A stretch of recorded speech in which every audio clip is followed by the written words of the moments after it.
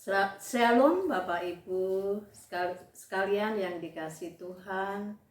Untuk pagi hari ini renungan kita diambil dari Lukas 17 ayat 11 sampai 16, dan tema gereja bulan Januari ini berjudul bertumbuh dengan hati yang bersyukur. Sebelumnya mari kita berdoa. Tuhan Allah yang mengasihi kami, Tuhan Yesus Kristus, terima kasih ya Tuhan atas peliharaan Tuhan, di mana kami dalam keadaan sehat dan berkat Tuhan menyertai kami sepanjang hari ini.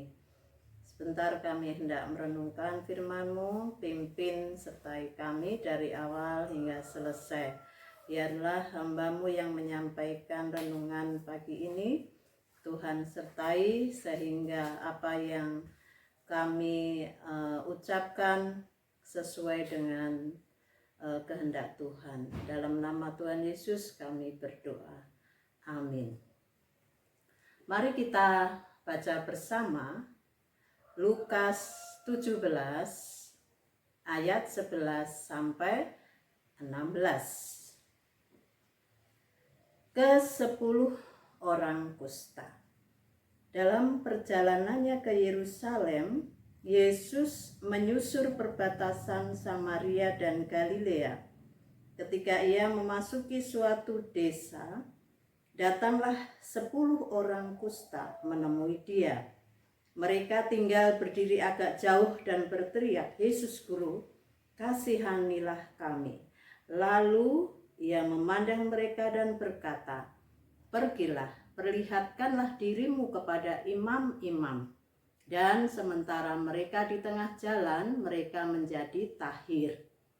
Seorang dari mereka ketika melihat bahwa ia telah sembuh, kembali sambil memuliakan Allah dengan suara nyaring. Lalu tersungkur di depan kaki Yesus dan mengucap syukur kepadanya. Orang itu adalah seorang Samaria. Renungan hari ini saya beri judul mengucap syukur kepadanya. Pada Tuhan maksudnya ya. Nah, di sini di ayat 15 ada kata seorang dari mereka. Mereka yang dimaksud di sini yaitu 9 dari salah seorang ini. Ya, jadi semuanya berjumlah 10 orang dan semuanya menderita kusta. Nah, dalam Alkitab penyakit kusta, orang yang menderita sakit kusta, ya, itu dianggap najis, ya, dan harus diasingkan dari masyarakat karena penyakit ini mudah menular. Dan orang yang menderita kusta itu dianggap orang itu telah melakukan dosa dan kena kutukan, ya. Zaman dulu penyakit kusta susah disembuhkan. Kalau zaman sekarang sudah bisa diobati. Nah, Tuhan Yesus menaruh belas kasihan ketika mereka berteriak kepada Tuhan, minta tolong untuk disembuhkan. Nah, Tuhan Yesus menyembuhkan mereka.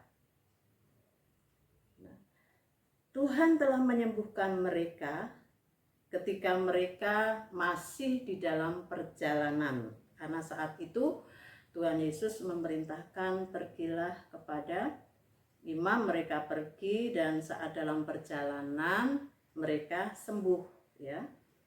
Nah, Tuhan telah menyembuhkan mereka dari jauh, ya, dari tengah perjalanan tadi, ya. Belum sampai ke tempat tujuan. Nah, mereka setelah sadar mereka telah sembuh, mereka lupa, ya. mereka lupa untuk mengucapkan terima kasih kepada Tuhan Yesus. Ya. Mereka asik dengan kesembuhannya, ya. Mereka merasa saking senangnya lupa, ya, siapa yang menyembuhkan mereka. Tetapi ada salah satu orang dari mereka yang kembali untuk mendapatkan Yesus sambil memuliakan Allah. Bahkan dengan suara yang nyaring, ya. Tentunya sekuat tenaganya, sekuat suaranya dia mengucap syukur, mengucap terima kasih kepada Tuhan, bahkan menjatuhkan dirinya, ya, dalam Alkitab sujud tersungkur di depan kaki Tuhan Yesus, ya. Nah, orang itu, ya, orang yang kembali untuk mengucapkan terima kasih, memuliakan Tuhan, itu adalah orang Samaria. Ya, di ayat 16, ya, sudah dijelaskan orang itu adalah seorang Samaria. Kita tahu bahwa orang Samaria, ya, oleh orang Yahudi dipandang rendah, ya. Nah, orang Yahudi menganggap diri mereka lebih baik daripada orang Samaria. Tetapi orang Samaria ini malah menunjukkan imannya yang lebih besar dibanding teman-temannya yang menderita kusta tadi. Jadi orang Samaria ini menunjukkan teladannya, ya, teladan apa? Teladan syukur yang tulus kepada Tuhan, ya. Ia memuliakan Allah, ya, dengan bersujud syukur di hadapan kaki Tuhan Yesus. Ini juga menunjukkan rasa pengakuan dosanya serta rasa terima kasihnya, rasa karunia-Nya yang diberikan Tuhan kepadanya. Ya, jadi penyakit ini, ya, sungguh menakutkan dan sudah membuat orang yang menderitanya putus asa, ya. Ketika penyakitnya sembuh, ya, orang yang sembuh ini sungguh-sungguh merasa bersyukur, berterima kasih, ya, seperti yang dilakukan oleh orang Samaria tadi. Nah, ayat-ayat ini, ya, menekankan bahwa pentingnya ucapan syukur, ya, dan iman yang besar, iman yang benar, ya, sebagai respon terhadap anugerah Tuhan, ya. Jadi ucapan syukur, ucapan terima kasih itu sangat penting, ya. Kita yang menerima kasih, ya, menerima kasih, ya, kasih karunia dari Tuhan, yaitu keselamatan dari dosa-dosa yang kita lakukan,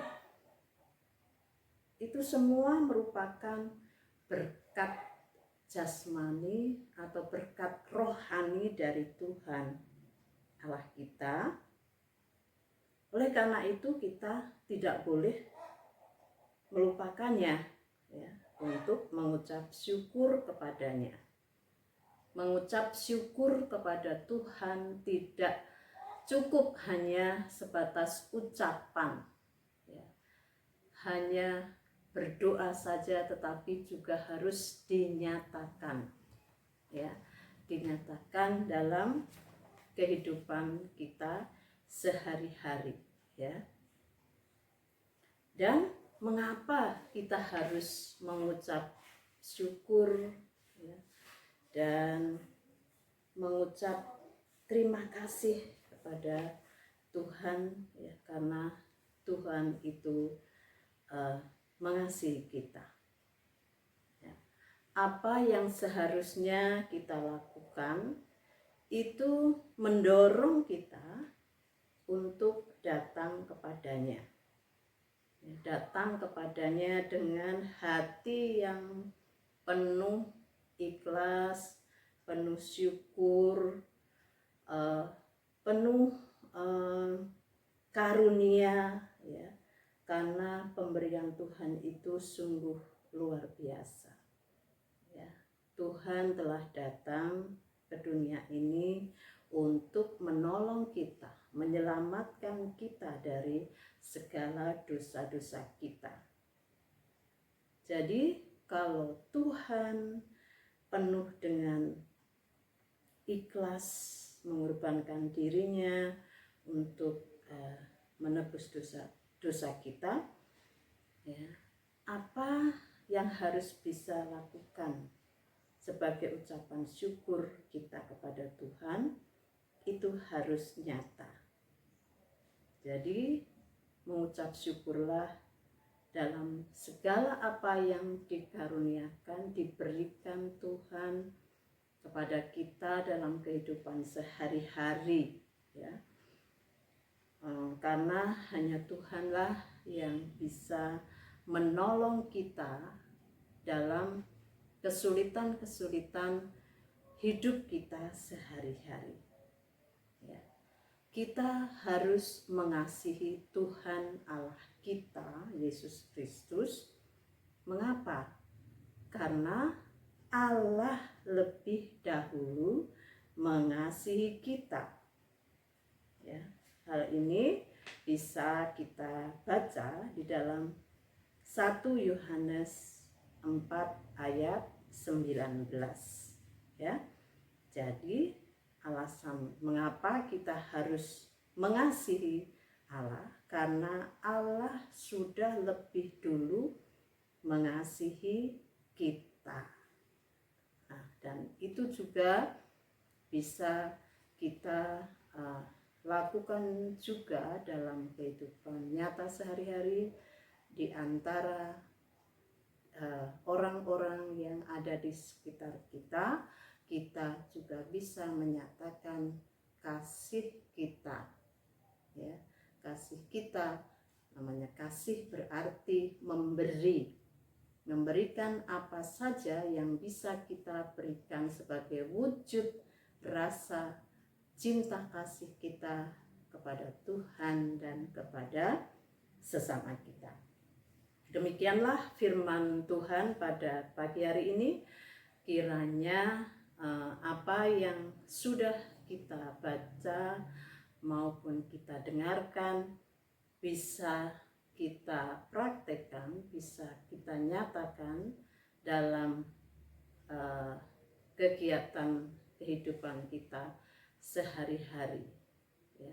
Mengucap syukurlah dalam segala hal, itu perintah Tuhan. Amin. Mari kita berdoa. Terima kasih ya Tuhan atas firman-Mu pada pagi hari ini. Kiranya firman-Mu pagi ini mengajarkan kepada kami untuk tidak melupakan syukur atas kasih karunia Tuhan kepada kami dalam hidup sehari-hari, dan tidak lupa juga kami mengucap terima kasih kepada orang-orang yang telah menolong kami. Ampunkanlah ya Tuhan atas dosa dan kesalahan kami.